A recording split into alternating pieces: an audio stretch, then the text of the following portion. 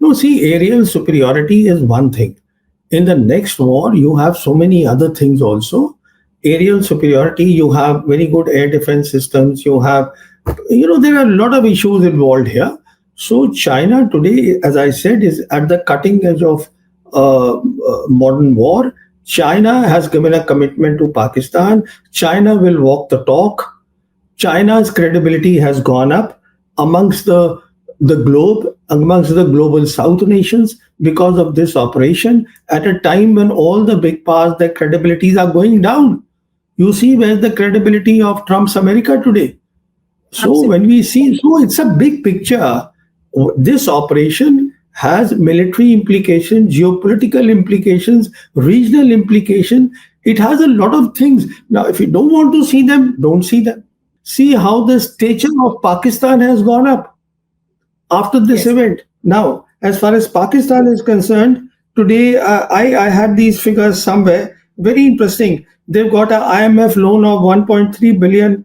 World Bank has given them 4 billion. Then Asian Development Bank 800 million. Then they are on panel. They are on panel of United Nations Security Council anti-terror panels. The Pakistanis are there.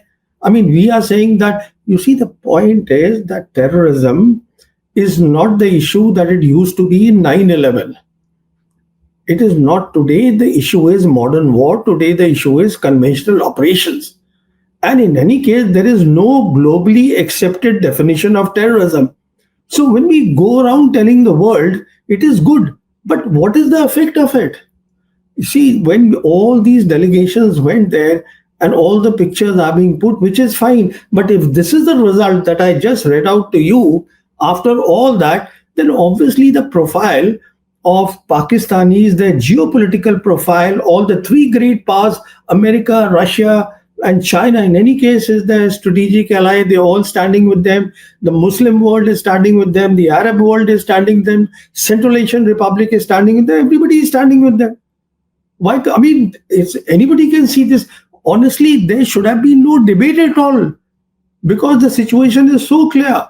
But if you want to live in an alternate world, you want to create an alternate narrative, well, that's your choice. First of all, India was not taken off the guard because India took the initiative. Operation Sindoor was started by India. If India cannot understand it was China and Pakistan after 5th August 2019, then there is a problem with the top Indian security team. And now you are asking me what they will do is they will do nothing because we have at the highest level declared that this is not the era of war. You see, when you have already declared that, we have created a new normal, we are being very difficult, we don't want to talk to Pakistan, we don't want to talk to China. See, the first thing is that the Indian side didn't really realize that they were up against not Pakistan, but Pakistan and China. So that's the thing. And as a consequence of that, I believe that the Indian response to the Pahalgam massacre was disproportionate. Now, this is very important. What this means is that they did the proxy war, we lost lives in Pahalgam, so this is terrorism. Terrorism is what we call the subconventional operations. And as a response, what we did is we went completely overboard and we did the conventional operations, and that too at the high end. Because when you use air power, and especially between India and Pakistan in the next war, air power will be the leading element of war. So the second point that I want to make is disproportionate is very important because to their terrorism, we responded with the high end of conventional war. So people around the world understand all these things. That's the second point. The third point is that there is no doubt about it that in the air war, as far as this combination was concerned of China and Pakistan in terms of weapon systems, their J10 and the PL-15 missile, it did a very good job. And this is perhaps the reason that the Chief of Defense Staff, General Anil Chauhan, hesitates to give out the numbers of the aircraft which have been shot down. You see, when he spoke to the Bloomsburg journalist, he said, "I don't want to put the number," conceding that yes, aircraft have gone down. You see, so if it was only one aircraft, he would have conceded it. The reason is, if it was only, and in my assessment, this combination did very well of J10 and PL15, which is the reason that today Indonesia also is considering seriously of buying the J10. Then we also saw that after that night, which is the sixth, seventh night, we saw that the stock of the makers or the manufacturers of J10, which is the Chengdu Aerospace Corporation, it shot up. Now, all these things don't happen if there is only one aircraft which has come down. And the reason is very obvious why the CDS doesn't want to accept the losses is because if he accepts that, then he's also accepting, which is a very dangerous thing, the limitations of the Indian Air Force. And when I say limitations, please understand this is for the benefit of your viewers, because what we are talking about here are the BVRs, beyond visual range missiles. Now, beyond visual range missile, which fire at a very long range, what is important is the digital ecosystem which is backing them. There is a huge digital ecosystem that backs them.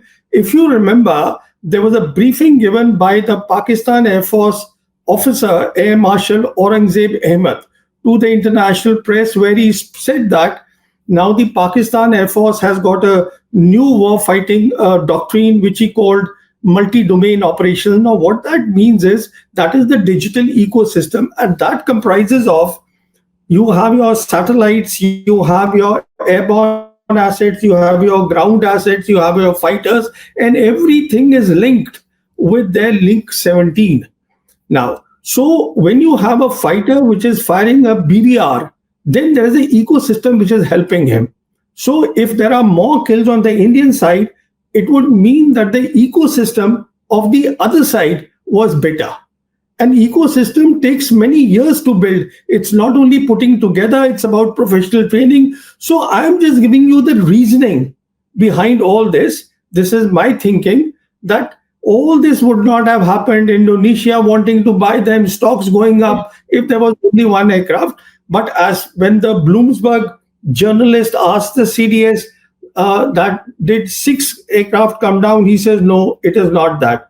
So we accept the CDS point of view here, but certainly it was more than one. See, the point is that they had to accept something because this is the start point. Because as far as the Pakistan side was concerned, they gave the briefing within 48 hours to the international media. And after that, the entire international media knew what's going on. The Americans knew what is going on. Chinese knew what is going on. See, this is not the age of commercial satellites, what CDS said, that we'll have the commercial side. This is the age of real-time intelligence by satellites. And the Chinese have those capabilities. So what went down is known to everybody except our own people. So at some stage, for the credibility of India, they had to accept something. So he accepted that. Now, obviously, it's a narrative which is not helpful for the image of the government.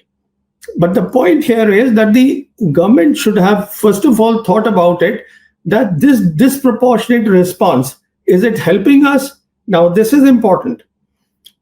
On the one hand, it was disproportionate response, and on the other hand, if the political objective was to end the proxy war of Pakistan, I don't think that has been accomplished. If the military aim was to create a deterrence against the Pakistan military, it has not been accomplished. And the most important thing is, we earlier also used the air power, which was in 2019 Balakot air attacks. Then also the limitations of our air force were exposed. Now they are further exposed. So what are we getting out of it? Only the government knows that. What is going on is, in my assessment, that when the Prime Minister came to power in May of 2014, that is the time the Air Force Chief was with the name of Air Chief Marshal Arup Raha. And since then, the Air Force has been seeking a sub-conventional role for the Air Force. You see, that you also want to, because the Army is doing a sub-conventional role, So, starting from Arup Raha, all the Air Force chiefs have been wanting a sub-conventional role, that Air Force should be used in this role, which is wrong because we are talking of a modern war here. On the other hand, we did not understand a very simple thing, that right from 5th August 2019, when we revoked 370 and 35A from Jammu and Kashmir, Chinese leadership has been consistently saying at all the levels that we will support Pakistan's sovereignty and security. What that means is that the two militaries, the PLA and the Pakistan military, had actually started intensive exercises, which is joint exercises against a very clear enemy.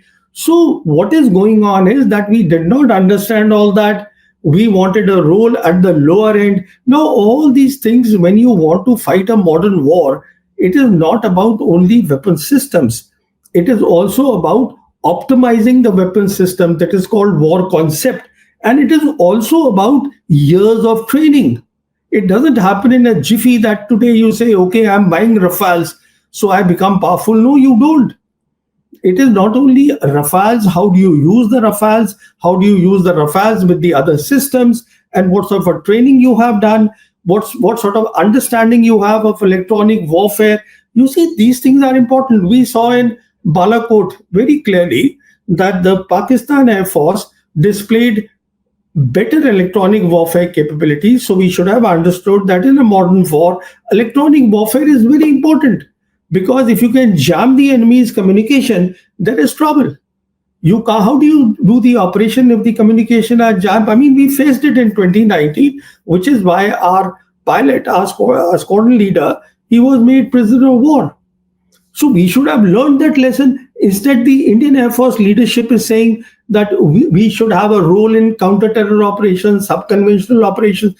So and see, on top of that, you listen to the present Air Force chief. I actually sympathize with him, Air Chief Marshal AP Singh. He said openly that, look, the DRDO and the HAL, they have not met any of the timelines. Now, on the one hand, you want to do Atmanirbharta at a time when there is a big crisis at hand. He was expressing his helplessness at his reduced combat capabilities, his squadrons. You see, even if the private players come, nothing will happen, in a day or 2 days. It takes time. All right. He has a problem. His problem was very simple. He understands that Pakistan Air Force is strengthening. He understands that perhaps even the Chinese will come and help the Pakistanis, though we saw in this operation that they actually came whole hog. The Chinese have come whole hog in support of Pakistan. So that was the eye opener for us. I don't know how many eyes have opened here after seeing that.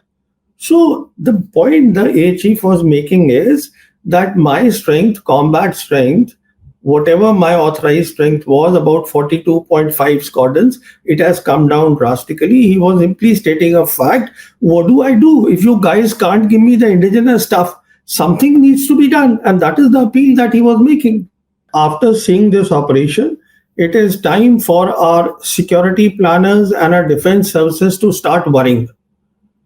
I am not talking about the political leadership, whether they want to celebrate, don't want to celebrate.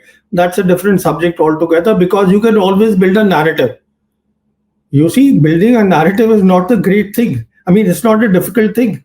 You can always build a narrative for the people who are willing to hear, in any case, who are willing to believe you. But the key thing is that the security planners, there are far too many lessons, far too many limitations.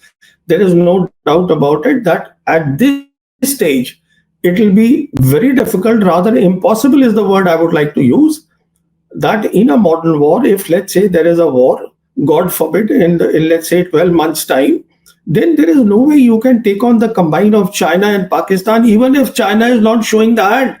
China, please understand, today is at the cutting edge of modern warfare. How do you take on these two? And all that became very clear. And then on top of that, the government has created, the Prime Minister himself has created a new normal. And a new normal is extremely dangerous because it has brought the threshold of war dangerously low. And on top of that, we have fired missiles. Both sides have fired missiles. That means the traditional battlefield, where things were that this is the front line, this is the depth, it has all evaporated. There is nothing called a front line any longer. When this new normal is so dangerous, you have to understand what the next war will be like. So, from my perspective, I would imagine that our security planners, our defense services should be extremely worried. They should be having sleepless nights. What is going on? See, first of all, what the foreign minister said, there are different interpretations now they are giving. I won't worry about that. As I said, my key worry is, why did you do a disproportionate response and expose the limitations of your air force, which is the lead force in the next war? That is one worry. Second is the point that you raised. You see, it will not happen even if today we get the Rafales, which is not happening. We get the Sukhois. There is a lot of issue of integration. There is a lot of issue of standardization, because you need all that for a viable digital ecosystem to back the aircraft, the 4.5 generation, and now the Pakistanis are buying the fifth generation aircraft, the J35s, and a better missile, which is PL-17s. They use PL-15 now. They are getting PL-17, which has a range of 400 kilometers. So I would worry, if I was in their place, the defense chiefs, that what would I worry about? That all this needs time. So what is to be done? What needs to be done is, we need to first have peace in the region. We need to create a security architecture in the region and have Pakistan and China inside the tent. That will give us time then to focus on our development. We have poor people in our country, and focus on the deterrence building. All these things, this is all talks that I buy the Rafales, I can take on Pakistan. No, because Pakistan and China have been training since 2019 very hard. So how do you, bridge that gap? You need years of training yourself. So these are not easy things, and the real situation, this operation it's shown us very clearly. It is up to us. We want to see it, or we don't want to see it. You can ignore it.